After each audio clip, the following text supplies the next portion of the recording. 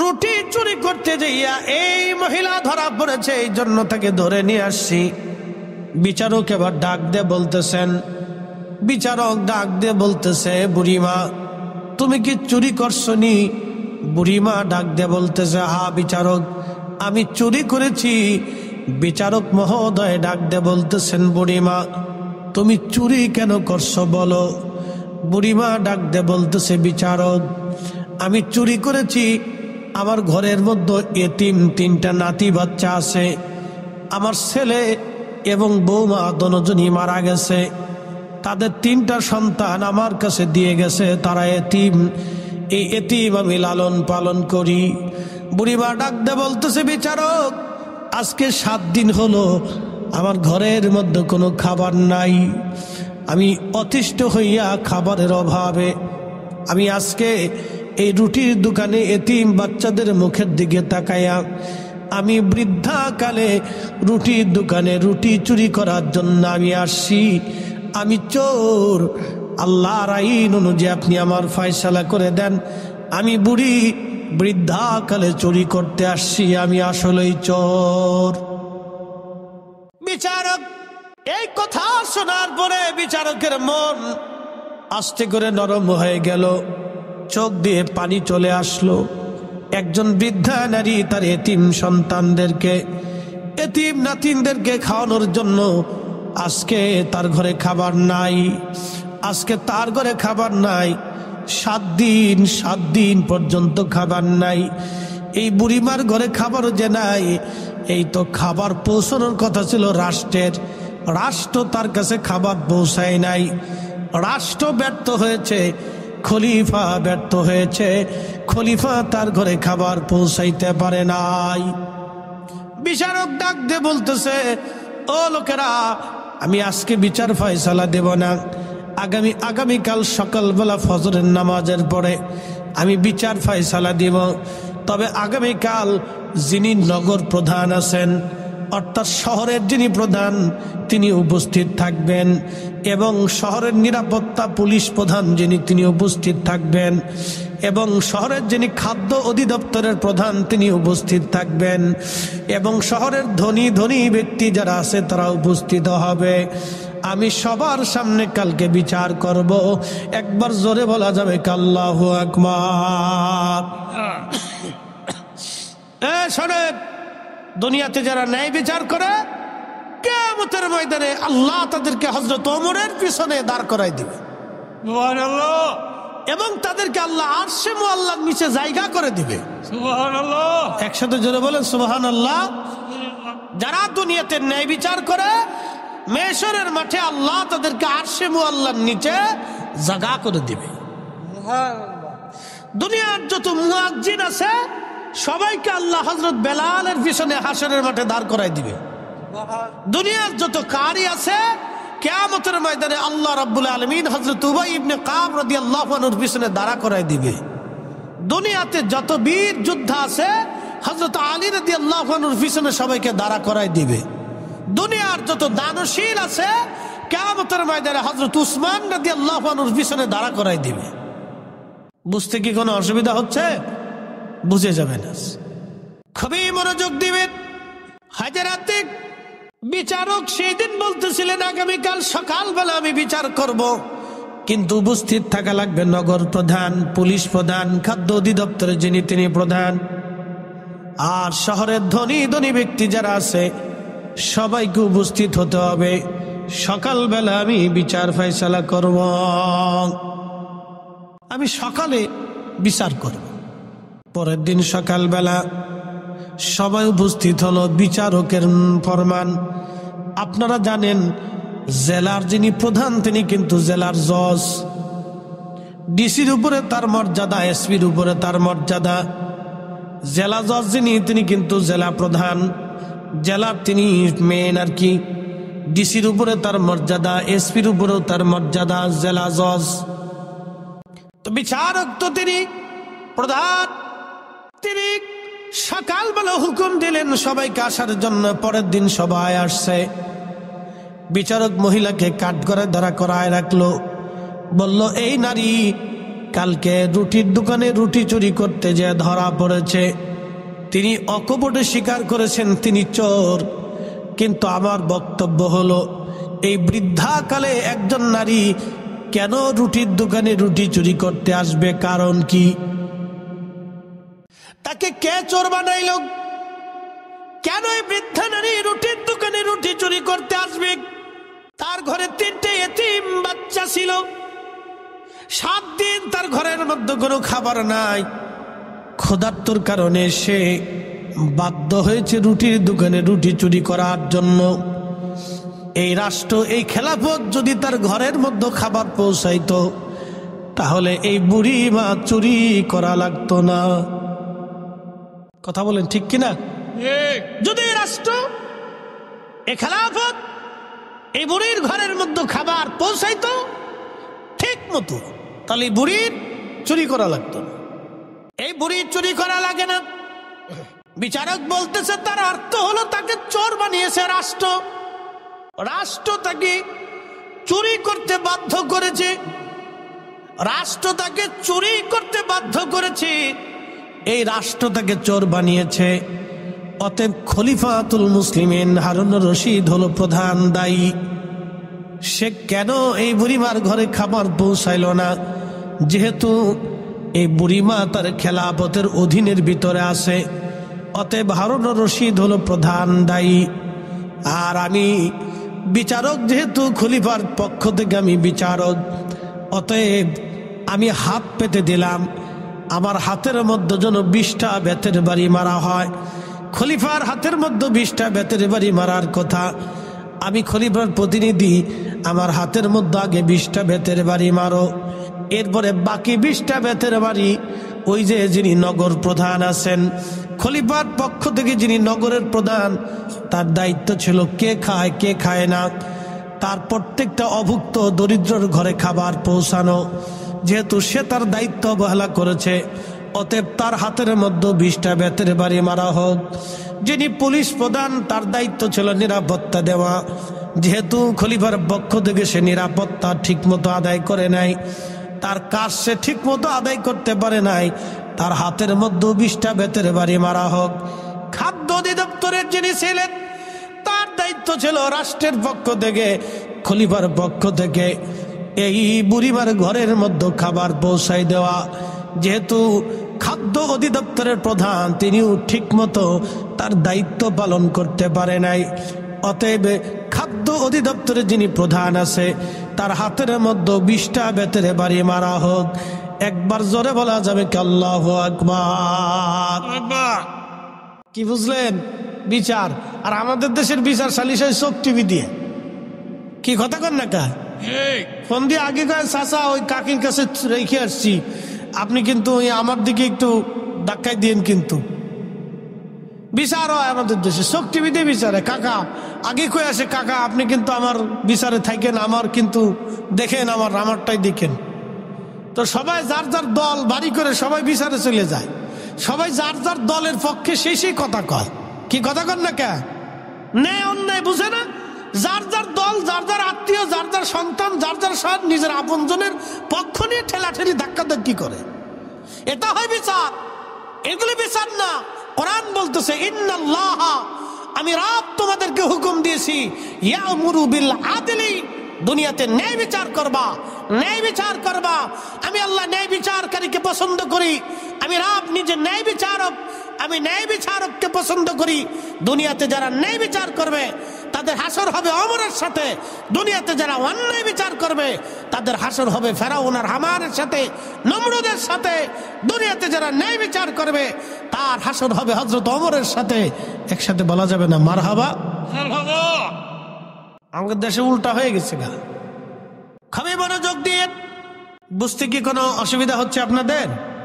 যারা আমরা রাস্তায় আসি, বাহিরে আসি, সবাইকে অনুরোধ করবো আমরা ভিতরে এসে বসি, ভাই একটু বসে কথা শুনি ইনশাআল্লাহ। দরুশে বলে আল্লাহুম্মা সাল্লি আলা সাইয়্যিদিনা। মুরব্বি বাবা যারা আছেন বাহিরে সবাই চলে আসেন। ওয়া আলা আলি সাইয়্যিদিনা মাওলানা ত্রিভুবনের প্রিয় মুহাম্মদ এলো রে দুনিয়ায় রে সাগর আকাশ বাতাস দেখবি যদি আয় রে সাগর আকাশ বাতাস দেখবি যদি ধুলির ধরা বেহেশত আজ জয় করিল দিল রে লাজ আজকে খুশির ঢল নেমেছে ধূসর সাহারায় রে সাগর আকাশ বাতাস দেখবি যদি আয় রে সাগর আকাশ বাতাস দেখবি যদি আয়। আমার রসুল যদি না আসতো পৃথিবী অন্ধকারেই থাকতো, ঠিক কিনা?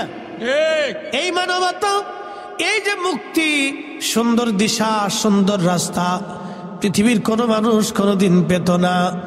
পৃথিবী অন্ধকারেই থাকতো। আমার রসুল আসার কারণে দুনিয়া এত সুন্দর হয়েছে। বন্ধু, খুব মনোযোগ দিয়ে কথাগুলি শুনবেন। খলিফা হারুনুর রশিদের কথা বলছিলাম। সেই দিন বিচারক বলল, ধনী ধনী ব্যক্তি যারা আছে তাদেরকেও বাকি 20টা বেতের বাড়ি তাদেরকেও মেরে দেয়া হোক। খলিফা বিচারক বলতেছিলেন, শোনো, এই মহিলা বৃদ্ধা নারী তিনি চুরি করেছেন, আমি তার জন্য 100টা বেত্রাঘাত নির্ধারিত করলাম। আল্লাহর আইন অনুযায়ী চোরের শাস্তি ছিল হাত কেটে দেওয়া। যেহেতু লোকটা বৃদ্ধা, অতএব আমি বিচারক হিসাবে হাত কাটাটা মওকুফ করে দিলাম। 100 বেত্রাঘাত নির্ধারিত করলাম। এই 100 বেতের বাড়ির মধ্যে 20টা বেতের বাড়ি খলিফার জন্য নিযুক্ত করা হলো। বাকি 80টা বেতের বাড়ি এই যে শহরের নগরের যিনি প্রধান আছেন, পুলিশ প্রধান আছেন, খাদ্য অধিদপ্তরের যিনি প্রধান আছেন, এবং শহরের ধনী ধনী ব্যক্তি যারা আছেন তাদের জন্য বাকি 20টা বেতের বাড়ি নিযুক্ত করলাম। কারণ ধনীরা যদি গরিব মানুষের বাড়ি খোঁজ নিয়ে রাত্রিবেলা খাবার খাইতো, তাহলে এই বুড়িমার চুরি করা লাগে না। ধনীরাও সমানভাবে অপরাধী। একবার জোরে বলা যাবে কি আল্লাহু আকবার? আচ্ছা, আপনাদেরকে বলি, মসজিদে কি কোনো বৈষম্য আছে? প্রথমে যে আসবে সেই দাঁড়াবে, কথা ঠিক কিনা? যদি মসজিদের মুতল্লি এসে কাউকে সামনে থেকে পিছনে সরাই দেয়, তাহলে বুঝতে হবে যে মুতল্লি হকের উপরে নাই, ঠিক কিনা? তবে হ্যাঁ, কেউ যদি মুতল্লি মহোদয়কে সম্মান করার জন্য তার জায়গা ছেড়ে দিয়ে ওনাকে জায়গা দেয়, সেটা ভিন্ন কথা। মসজিদে যে আগে যাবে তার জায়গা বরাদ্দ হলো, সে চুপচাপ বসে গেল। তো মনোযোগ দিবেন, চুপচাপ সে বসে গেল। এরপরে যে গেল চেয়ারম্যান সাহেব এখানে উপস্থিত, তিনি যদি পরে আসেন, তিনিও পিছনের কাতারে চুপচাপ বসে যাবেন, তারও সামনে যাওয়ার অধিকার নাই। তবে কেউ যদি সামনে থেকে সরে এসে ওনাকে জায়গা করে দেয়, সেটা ভিন্ন কথা। কিন্তু উনি ইচ্ছা করে জোর করে সামনে যাইয়া একজনকে সরাই দেওয়া, ওইখানে দাঁড়াইতে পারবেন না। এটার নাম আল্লাহর ঘর, এখানে আল্লাহর আইন চলে, দুনিয়ার কারো আইন চলে না। কথা বলেন ঠিক কিনা? তাহলে ইসলামে কি কোনো বৈষম্য আছে? সব সমান। সব কি যারা বলে সব কি এই জন্য আমাদের ওখানেও যা দেখবেন সব মাটির বাসন, সব মাটির বিছানা। আমরা যারা, আমাদেরও মাটির বাসন। আপনারা যা খান আমরা একই খাবারই খাই। প্রিয় উপস্থিতি, সবার জন্যই সমান। খুব মনোযোগ দিবেন, কথাগুলি শুনবেন বাবা আমার। খলিফা বিচারের রায় দিয়ে দিলেন। সবার হাতের মধ্যেই কষে কষে বেতের বাড়ি মারা হলো। এরপরে বিচারক বললেন, আমি এই মহিলার জন্য আমি 300 দিনার বা দিরহাম আমি জরিমানা ধার্য করলাম। 100 দিরহাম সরকারি রাষ্ট্র কোষাগারে জমা করা হবে। বাকি 20 দিরহাম ওই রুটির দোকানদারকে দেওয়া হবে। আর বাকি 180 দিরহাম এই মহিলার হাতে দিয়ে দেওয়া হবে। আর এই অর্থগুলি কারা দিবে? যেহেতু এই অর্থ দিবে খলিফার পক্ষ থেকে আমি প্রতিনিধি, অতএব আমি বিচারকের পক্ষ থেকে 50 দিরহাম জমা করলাম, বাকিরাও যেন 50 দিরহাম করে দিয়ে দেয়। অর্থ মন্ত্রণালয় দুঃখিত, যিনি নগর প্রধান তিনি 50 দিলেন, এরপরে পুলিশ প্রধান 50 দিলেন, এরপরে আপনার ওই যে কি বলে আপনার খাদ্য অধিদপ্তর 50 দিলেন। ধনীরা কিছু কিছু দিয়ে 300 দিরহাম হয়ে গেল, 100 দিরহাম রাষ্ট্রীয় কোষাগারে জমা হয়ে গেল, আর 20 দিরহাম রুটির দোকানদারকে দিয়ে দেওয়া হলো, আর 180 দিরহাম নিজের কাছে মহিলার কাছে দিয়ে বললেন, বুড়িমা আপনি যেহেতু বুড়ি এতিম বাচ্চা নিয়ে থাকেন, আপনার এই এতিম বাচ্চাদেরকে নিয়ে 180 দিরহাম নিয়ে আপনি খাবেন, আর 1 মাসের মধ্যে আপনি খলিফা হারুন রশিদের রাজ দরবারে যাবেন। ওনার রাজ দরবারে গেলে খেলাফতের খলিফা রাজ দরবারে সবার সামনে আপনার কাছে ক্ষমা চাইতে বাধ্য হবে। একবার জোরে বলা যাবে কি আল্লাহু আকবার। এবার এই মহিলা বিচার দেখেন, কি চমৎকার বিচার ছিল সেই দিন। তার স্ত্রী জুবাইদা নহরে জুবাইদা বানিয়ে দিছে, কাবাতে এখনো সেটা আছে। তো খলিফাতুল মুসলিমিন হারুন রশিদ রাজ দরবারে, মহিলা ধীরে ধীরে 1 মাস পরে সুদূর সিরিয়ার আলেপ্পো থেকে ইরাকের বাগদাদে আসছে। সেই দিন প্রায় বহুদিন সফর করে সে ইরাকের বাগদাদে আসছে, খলিফার সাথে দেখা করবে, খলিফা তার কাছে ক্ষমা চাবে। একসাথে বলবেন মারহাবা। আর আমরা ক্ষমা কি জিনিস এটা ভুলেই গেছি, ঠিক কিনা? ওরা ভুলে গেছি। ওই মহিলা ধীরে ধীরে ধীরে ধীরে তিনি খেলাফতের রাজ দরবারের ভিতরে ঢুকতেছিলেন। আল্লাহু আকবার। বিরাট বড় রাজ দরবার, খলিফার রাজ সিংহাসনে বসা, উনি খলিফার সামনে ধীরে ধীরে আসতেছেন। বৃদ্ধ মহিলাকে দেখে খলিফা তার আসন থেকে নেমে হেঁটে হেঁটে খলিফার সামনে আসলেন। হাজার হাজার মানুষ, দুই পাশে মন্ত্রী পরিষদ, জ্ঞানী গুণী আলেম ওলামা দাঁড়ানো।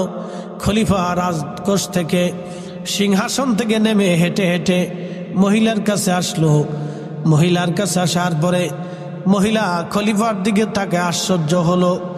দেখতেছে সেই দিনের বিচারক, যেই দিন বিচার করেছিল সেই বিচারক অন্য কেউ না, সেই বিচারক আজকে তার সামনে যে দাঁড়িয়ে আছে ইনি মুসলিম মিল্লাতের খলিফা হারুন রশিদ। একবার জোরে বলা যাবে কি আল্লাহু আকবার। তেলের গাড়ি তেলে চলি,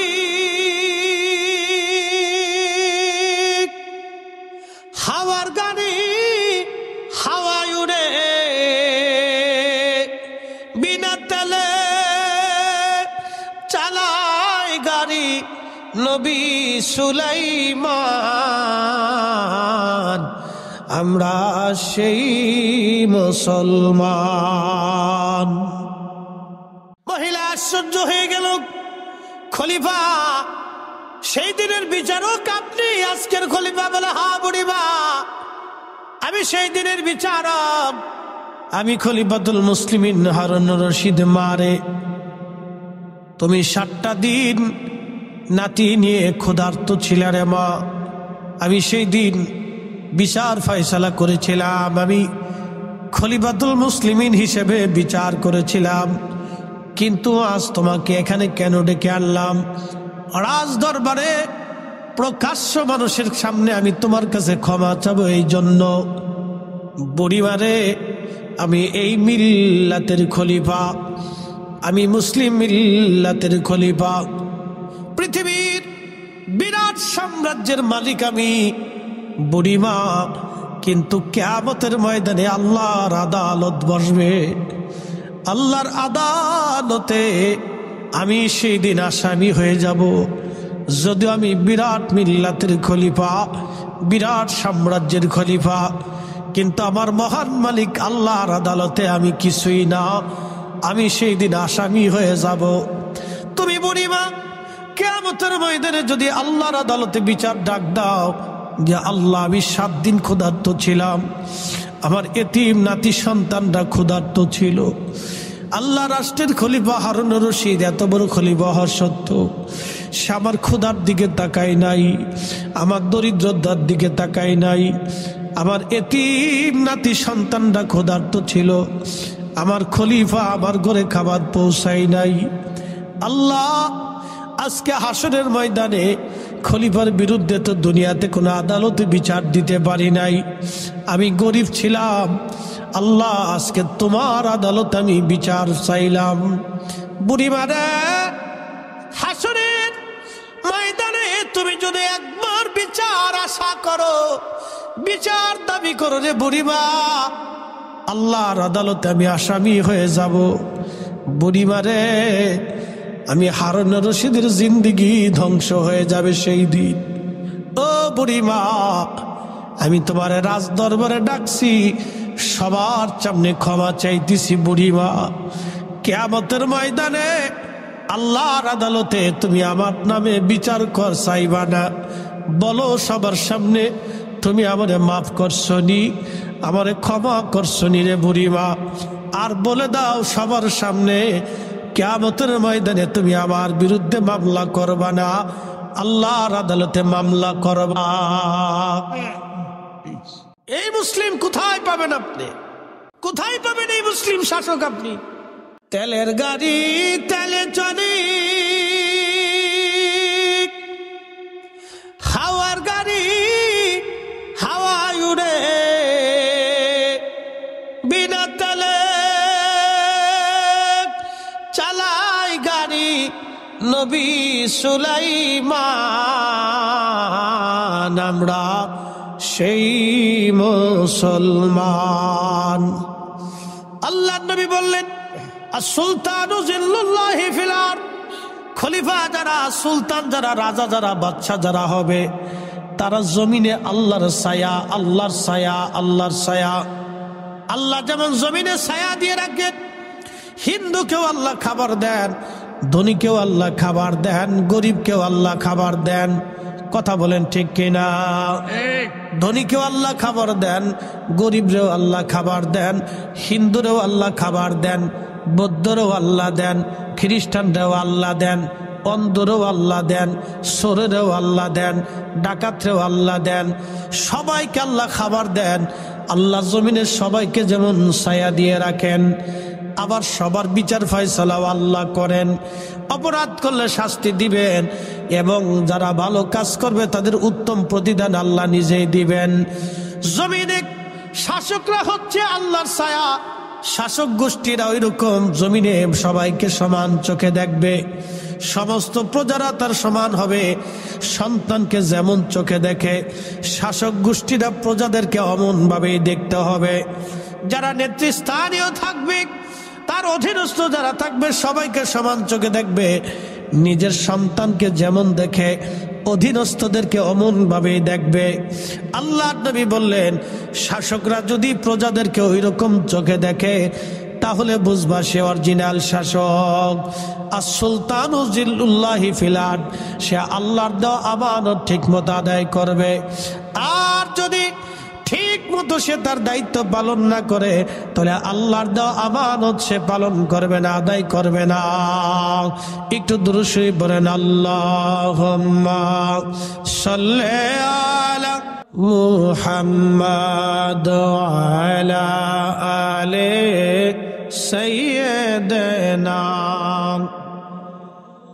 লা ইলাহা ইল্লাল্লাহ, লা ইলাহা লা ইলাহা ইল্লাল্লাহ। ভিতরে নিয়ে বসো। আসমি রব্বি জাল্লাল্লাহ মাফি কলবি গায়রুল আহা নূর মুহাম্মদ, বলি নূর মুহাম্মদ লা ইলাহা ইল্লাল্লাহ, লা ইলাহা ইল্লাল্লাহ, লা ইলাহা ইল্লাল্লাহ মুহাম্মাদুর রাসূলুল্লাহ। বন্ধুগণ, কুরআনুল কারীমে আমার আল্লাহ বলেন, ইন্নাল্লাহ ইয়ামুরু বিল আদলি ওয়াল ইহসান। আল্লাহু আকবার। আমি আল্লাহ তোমাদেরকে নির্দেশ প্রদান করলাম, দুনিয়াতে তোমরা ন্যায় করবা, অন্যায় করবা না। এরপরে আমার আল্লাহ পাক বলতেছেন, শোনো, ওয়া ইতাইযিল কুরবা ওয়া ইয়ানহা আনিল ফাহশাই ওয়াল মুনকার। হে বান্দা, দুনিয়াতে তুমি মানুষকে ইহসান করবা, দয়া করবা। একসাথে বলবেন আল্লাহু আকবার। আল্লাহু আকবার। মানুষকে কি করবা? জোরে বলেন, জোরে জোরে জোরে। দয়া। দয়া। আল্লাহ রাসূল বলেছেন, ও উম্মত, তুমি জাহান্নাম থেকে বাঁচো, একটা খেজুর খাওয়াইয়া হলেও জাহান্নাম থেকে বাঁচার চেষ্টা করো। তুমি তোমার ভাইকে একটা খেজুরের দানা খাওয়াইয়া হলেও জাহান্নাম থেকে বাঁচার চেষ্টা করো। একসাথে বলবেন না মারহাবা। মারহাবা। আমার মিলাদের জিলাপি নিয়ে যারা নাক ছিটকেন তারা ভালো করে বুঝে যান, মিলাদ শরীফের জিলাপি নিয়ে নাক ছিটকেন না। এদেশের বহু মা সন্তানদের 2-4-6 মাস জিলাপিও খাওয়াইতে পারে না। আল্লাহ রাসূল বলেন, উম্মত, তোমরা জাহান্নাম থেকে বাঁচো, তোমার একটা ভাইকে একটা খেজুরের দানা হয়ে হলো খাওয়াইয়া হলো জাহান্নাম থেকে বাঁচাও। জাহান্নাম থেকে বাঁচো তোমরা। যদি তা খাওয়াইতে না পারো, তাহলে অন্তত তোমার ভাইয়ের সাথে মুস্কি হাসি দিয়ে হলো জাহান্নাম থেকে বাঁচার চেষ্টা করো। একসাথে বলবেন না মারহাবা। মারহাবা। এই জন্য আপনারা তাবারক খাওয়াবেন, মিলাদের পরে খাওয়ান, ফাতিহার পরে খাওয়ান, এরপরে মাহফিলের পরে খাওয়াবেন। এগুলো বরকতের কাজ। আর কেউ যদি মনে করে যে না এগুলি খাওয়ায় কি হবে, তাহলে এটা ভুল ধারণা। কি হবে এই কথা তো আপনার বলার অধিকার নাই। এখন আল্লাহ যদি জিজ্ঞেস করে, বান্দা তোরে খাওয়ায় আমার কি হবে, তোমার যদি রিজিক বন্ধ করে দেয় তখন তো তুমি কান্নাকাটি করবা। হ্যাঁ, খাওয়ায় কি হবে এই কথা বলা যাবে না। কোরআন শরীফ আল্লাহ বলছেন, ফামান ইয়ামাল মিসকাল যাররাতিন খায়রান ইয়ারা ওয়া মান ইয়ামাল মিসকাল যাররাতিন শাররান ইয়ারা। অনুপরিমাণ, আমার দিকে তাকান, এই মাসালাটা ভুলে যাবেন, আল্লাহর কোরআনের ফয়সালা। অনুপরিমাণ নেক কাজ যদি তুমি করো, তারও ফয়সালা, তারও প্রতিদান আমার আল্লাহ তোমাকে দিয়ে দিবে। একবার জোরে বলা যাবে কি মারহাবা।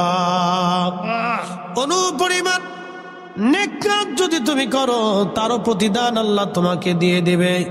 অনুপরিমাণ নেক কাজ যদি করো, তারও প্রতিদান আল্লাহ তোমাকে দেবেন। বলো।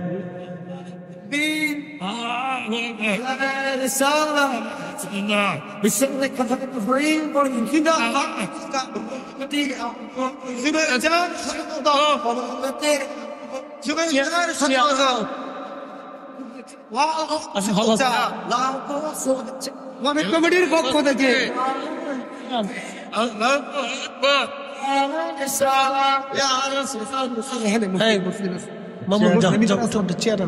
চেয়ার আনেন, প্রধান অতিথি দাঁড়ায় থাকবো। আচ্ছা, আমরা দুরূদ শরীফ পড়ি। আল্লাহুম্মা সাল্লি আলা। এই কয়েকটা চেয়ার, ভাই কয়েকটা চেয়ার আনে রাখেন, মেহমান যারা আছে তাদেরকে দেন। ওয়া আলা আলি সাইয়্যিদিনা। আমরা সকলে বলি আলহামদুলিল্লাহ। আমাদের মাননীয় প্রধান অতিথি জনাব ইকবাল হোসেন ভূঁইয়া সাহেব, রুকসানা এন্টারপ্রাইজ এর প্রোপাইটার, বিশিষ্ট ব্যবসায়িক, তিনি আমাদের মাঝে আসছে। আমরা সকলে বলি আলহামদুলিল্লাহ। যেহেতু আমাদের এই একটা প্রতিষ্ঠানকে মহব্বত করে চেয়ারম্যান সাহেব আসছেন, আমাদের সম্মানিত প্রধান অতিথি সাহেব জনাব ইকবাল হোসেন ভূঁইয়া সাহেব তিনিও আসছেন। আমরা আমাদের সকলের পক্ষ থেকে তাদেরকে অভিনন্দন জানাই, ঠিক কিনা? আল্লাহ তাদের হায়াতে এবং জীবনে, আল্লাহ রুটিতে রুজিতে, সন্তানে, আল্লাহ সংসারের জন্য বরকতে কামেলা আসিলে দেয়, বলে না আমিন। কারণ এই সমস্ত ধর্মীয় প্রতিষ্ঠানে, এই সমস্ত স্থাপনাগুলিতে আমার ভাইরা এসে আমাদেরকে সহযোগিতা করছেন, সমর্থন দিয়ে তিনি একটা সহযোগিতা করছেন। শোনেন, আপনারা যা আসছেন এটাও একটা সহযোগিতা। এই যে মাদ্রাসায় কোরআন তেলাওয়াত হবে, নেকি কি আপনারা পাবেন না? আসতে হলো কেন পাবেন না? দান যে করে, শোনেন একটা মাসলা মনে রাখবেন, যে দান করে সে নেকি পায়, যে দান করার জন্য উৎসাহিত করে সেও নেকি পায়, যে দান করার কাজে সাহায্য করে সেও নেকি পায়। অর্থাৎ আপনি 100 টাকা দান করছেন, এই 100 টাকা দান করলে যে সওয়াব হবে, আপনি একজনকে উৎসাহিত করছেন, সেই জন্য ওই 100 টাকারই সওয়াব হবে। এবং আপনি ওই 100 টাকা নিজ হাত দিয়ে ধরে বা ওই বাড়ি পর্যন্ত পৌঁছায় দিয়েছেন, এটার জন্য আপনি নেকি পেয়ে যাবেন। একসাথে বলবেন না মারহাবা? মারহাবা। এই জন্য এগুলি আপনাদেরকে বুঝতে হবে যে আমাদের সম্মানিত অতিথিরা আসছেন, তেনারা আমাদেরকে এসে আমাদের এই কাজে সহযোগিতা করছেন, তেনারা সমর্থন দিয়ে এই প্রতিষ্ঠানকে তেনারা মোহাব্বত দেখিয়েছেন। এই জন্য আমরা তাদের কাছে কৃতজ্ঞ এবং আমরা তাদেরকে মোবারকবাদ জানাই। আল্লাহ তাদের দুনিয়া আখিরাতে তারাক্কি নসিব করুন, বলেন আমিন। আমিন। আমার আলোচনা দীর্ঘায়িত আমি করব না, একবারে বেশি লম্বা করব না, খুব মূল ডিপলি আলোচনা, আমি মূল আলোচনা করে ফেলছি। এখন শুধু আপনাদেরকে নিয়ে দুটি কথা। তাহলে বলেন যে আল্লাহর নবী বললেন একটা খেজুর দানা দিয়ে হলেও তুমি তোমার ভাইকে মেহমানদারি করাও। একসাথে বলবেন না মারহাবা? মারহাবা। আচ্ছা, আপনারা রোজা রাখেননি? রোজা, আচ্ছা আলহামদুলিল্লাহ। যারা রোজা রাখেন ইফতার করান না? করান। দেখেন রোজা রাখনেওয়ালা আর ইফতার করনেওয়ালার সওয়াব কেমন, ভালো করে দেখেন। এখান থেকে অনেক কিছু বুঝে যাবেন, আমি শিখাই দিচ্ছি। প্রিয় উপস্থিতি, রোজা রাখলেন, ইফতার করাবেন। আল্লাহ নবী বলেন উম্মতে তোমার ভাইকে তোমরা ইফতার করাও। সাহাবীরা বলেন ইয়া রাসূলুল্লাহ, ইফতার করানোর মতো সবার তো সামর্থ্য নাই। নবীজি বললেন একটা খেজুর দানা খাওয়াইয়া হলেও ইফতার করাও। সাহাবীরা বলেন ইয়া রাসূলুল্লাহ, একটা খেজুর খাওয়ানোর সামর্থ্য অনেকের নাই। নবীজি বললেন তাহলে 1 পেয়ালা দুধ দিয়ে হলে ইফতার করাও। সাহাবীরা বলেন হুজুর 1 পেয়ালা দুধ দিয়ে ইফতার করানোর মতো সামর্থ্য অনেকের নাই। নবীজি বললেন সাহাবীরা রে, তাহলে 1 পেয়ালা পানি দিয়ে হলেও ইফতার করাও। তারপরও যারে ইফতার করাইবা, যে কয়জনকে ইফতার করাইবা, একজন রোজাদারকে ইফতার করাইলে 1 পেয়ালা পানি দিয়ে হলেও যদি তুমি ইফতার করাও, তাহলে আমার আল্লাহ তোমার আমলনামায় একটা কবুল রোজার সওয়াব লিখে দেবে। এখান থেকে খাওয়ানোর মর্তবা বুঝে যাবেন যে মানুষকে খাওয়াইলে আল্লাহ মাহরুম করে না। একজন রোজাদারকে 1 পেয়ালা পানি খাওয়াইছেন, তাতে আপনার একটা কবুল রোজার সওয়াব হয়ে যাবে। তার রোজা হোক বা না হোক, আপনারটাও হোক বা না হোক, কিন্তু ইফতার করানোর কারণে কবুল রোজার সওয়াব পাবেন। একসাথে বললেন আল্লাহু আকবার। আল্লাহু আকবার। আবার ভাইবেন না যে আমি রোজা রাখবো না কিন্তু সারা বছর ইফতার করাবো, এই চিন্তা করেন না। কারণ রোজা যদি না রাখেন তাহলে ফরজ তরকের একটা কঠিন শাস্তি আছে, এই শাস্তি আপনাকে আবার পেতে হবে। এই জন্য নিজে রোজা রাখবেন, রোজাদারকে ইফতার করাবেন। তা আল্লাহর নবীর সাহাবীরা বলতেছেন ইয়া রাসূলুল্লাহ, তাহলে 1 পেয়ালা পানি পান করানো যায়? নবী বললেন সাহাবীরা, যদি তোমাদের সামর্থ্য থাকে তাহলে পেট পুড়াইয়া রোজাদারকে যদি তোমরা খাওয়াইতে পারো তৃপ্তির সাথে, তাহলে কিয়ামতের ময়দানে আমি নবী তোমাদেরকে হাউজে কাউসারের পানি পান করাইয়া তোমাদের আত্মতৃপ্তি করাই দিব। একসাথে বলেন আল্লাহু আকবার। আল্লাহু আকবার। তাহলে রোজাদারকে যদি কেউ তৃপ্তি সহকারে খাওয়া, কিয়ামতের ময়দানে আল্লাহ রাসূল বলতেছেন আমি গ্যারান্টি দিলাম তোমাকে আমি হাউজে কাউসারের পানি পান করাই দেব। তাহলে আপনি এখানে দেখেন এগুলি, এই জন্য কি কোনো নেক কাজকে ছোট করে দেখবেন না। অনেক সময় বলে মিলাদ, হ্যাঁ বেদাত, এ কেন করতে যাব? আমি আমার ওই ভাইকে বলবো ভাই মিলাদে কি হয়? প্রথমত কোরআন শরীফ তেলাওয়াত হয়, প্রত্যেক হরফে কয় নাকি? কথা কন না কেন? 10 নাকি। তাহলে মিলাদ যদি কেউ না পড়ায় তাহলে পরে 10 নেকি থেকে মাহরুম হলো। আর মুসলমানের ঘরে কোরআন তেলাওয়াত হবে না তো হবে কার ঘরে? প্রত্যেক মুসলমানের ঘরে ঘরে আল্লাহর কোরআন রসুলের দুরূদ চালু হওয়া উচিত। কথা কোন ঠিক কিনা? তো মিলাদ শরীফের মাধ্যমে কোরআন তেলাওয়াত হলো, এরপরে দুরূদ শরীফ শুরু হলো। তাহলে প্রত্যেক দুরুদে কয় নাকি? 10 নাকি। কয়টা গুনাহ মাফ? 10টা গুনাহ মাফ। কয়টা রহমত? 10টা রহমত। তাহলে এই যে দুরূদ শরীফ থেকে যদি বন্ধ করে দেন, তাহলে এই মানুষগুলি বঞ্চিত হয়ে গেল। তাহলে এখন লাভ হইল কার আর লস হইল কার? লাভ হয়েছে শয়তানের, লস হয়েছে ইমানদারের। কথা কন না কে, ঠিক কিনা? তাহলে দুরুদ মিলাদ এগুলি ঘরের ভিতরে চলার দরকার আছে কিনা নাই? আছে। এই যে মাদ্রাসার তলবে এলেমকে নিয়ে আপনি কোরআন খতম দিলেন। কি খতম? কোরআন খতম দিলেন। কোরআন খতমে প্রত্যেক হরফে হরফে 10টা নেকি হবে। কয়টা নেকি হবে? আচ্ছা, মুসলমানের ঘরে যদি কোরআনের আওয়াজ না হয়, তাহলে কার ঘরে কোরআনের আওয়াজ হবে বলেন তো? প্রত্যেক মুসলমানের ঘরে ঘরে কোরআনের আওয়াজ হওয়ার দরকার। কথা ঠিক কিনা? আমি আপনাকে আরো বুঝাইতেছি। খাদেমুর রাসূল হযরত আনাস, তিনি সারা রাত্র কোরআন খতম দিতেন। খতম শেষ হয়ে গেলে তিনি, ওনার 100-র উপরে সন্তান ছিল, এই সন্তানাদিদেরকে নিয়ে তিনি দোয়া করতেন। দোয়া করতেন আর বলতেন, আমার সন্তানরা, আমি মাসুক নবীর কাছ থেকে শুনছি কোরআন খতমের পরে যে দোয়া হয়, এই দোয়া আল্লাহর কাছে কবুল হয়ে যায়। তাহলে বলেন, তলবে ইলমদেরকে ডাইকে নিয়ে কোরআন খতম দিয়ে মিলাদ শরীফ পরে দোয়া করলে দোয়া কবুল হয় কিনা? তাহলে এই কোরআন খতমের দরকার আছে কিনা নাই? আছে। সাহাবী রাসূল নিজে দিছেন, আর আপনি না মানলে তো আপনার জোর করে মানা যাবে না। খাদেমুর রাসূল নিজে কোরআন খতম দিতেন তার বাড়িতে, দিয়ে সন্তানাদি নাতিপুতি নিয়ে একসাথে দোয়া করতেন আর বলতেন, আমার মাসুকের কাছ থেকে শুনছি কোরআন খতমের পরে দোয়া করলে দোয়া কবুল হয়ে যায়।